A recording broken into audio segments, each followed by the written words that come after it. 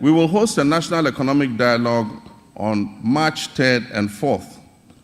On March 11th, the Minister of Finance, on my behalf, will present the budget estimates for the financial year 2025 to this August House. These two events will allow us to present the real state of Ghana's economic crisis to the people. Mr. Speaker, it is not my style to lament and shift blame when confronted with challenges.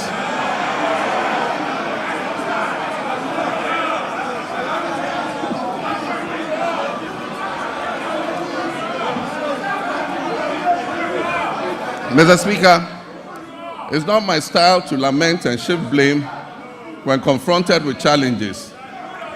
My approach is to accept challenges and work hard to resolve them. Indeed, this is precisely what the people of Ghana elected me to do.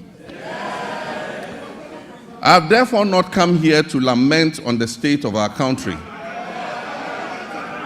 though there's much to lament about.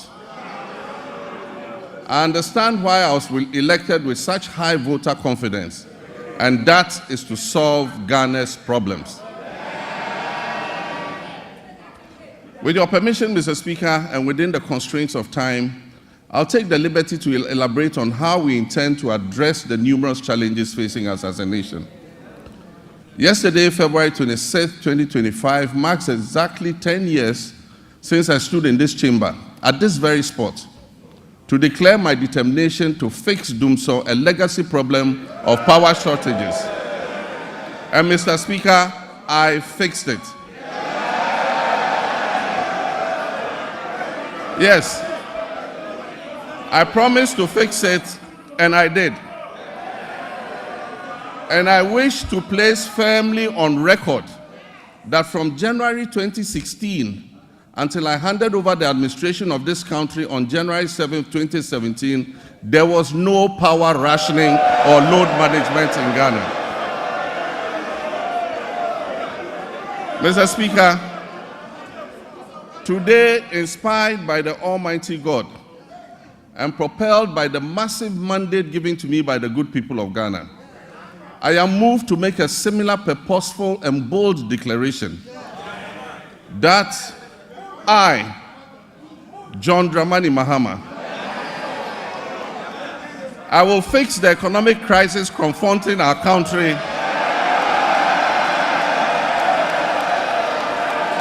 and reset it on a path of growth and prosperity.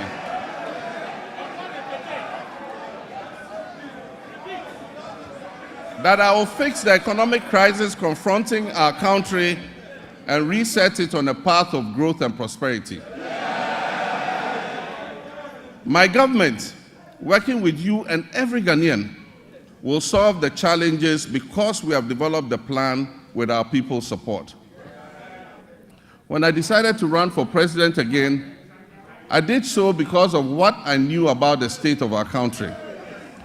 I was aware that huge problems awaited me upon assumption of office, but nothing could prepare anyone for the reality of the depths to which our economy and our governance had sunk.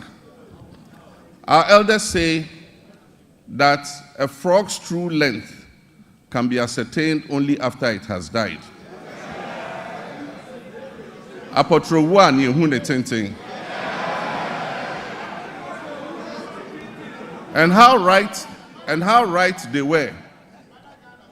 It is common knowledge that our economy is in dire straits, which is putting it mildly, because an initial assessment of the books we have discovered, after initial assessment of the books, we have discovered that our economic problems are much deeper than was previously known. We have inherited a country that is broken on many fronts. The profundities of the challenges confronting us are staggering. We are saddled with staggering debts and glaring signs of almost deliberate and, in some cases, reckless mismanagement of our resources. Mr. Speaker, not even the restraints of an IMF program were enough for the previous economic managers to exercise prudence in managing our finances. After setting an inflation target of 18% by the end of 2024, the actual outturn was 23.8%, significantly higher than the threshold agreed with the IMF. The Ghana cedi continued its downward slide, losing 19% of its value against the dollar in 2024. It had already in the previous year lost 27.8% of its value. In addition to the public debt, which amounts to a staggering 721 billion cedis, several state-owned enterprises are also in debt, including the ECG, which owes 68 billion Ghana cedis. Ghana Cocoa Board, the hope of cocoa farmers, is also highly indebted. Its balance sheet indicates a total debt of 32.5 billion Ghana cedis, of which 9.7 billion is due to be paid at the end of September 2025. In 2023-2024 crop season, Cocoa Board was unable to supply 333,767 metric tons of cocoa, which it had sold at $2,600 per ton. As a result, the then management of Cocoa Board rolled over these contracts into the 2024-2025 season. Honorable members, Mr. Speaker, this implies that for every ton of cocoa delivered this year, in fulfillment of the rollover contracts, Cocoa Board and Ghanaian farmers are going to lose $4,000 in revenue. Mr. Speaker, as I address this Honorable House, Cocoa Board has supplied 210,000 tons out of the rolled over contract, resulting in a revenue loss of $840 million for both Cocoa Board and the Ghanaian farmer.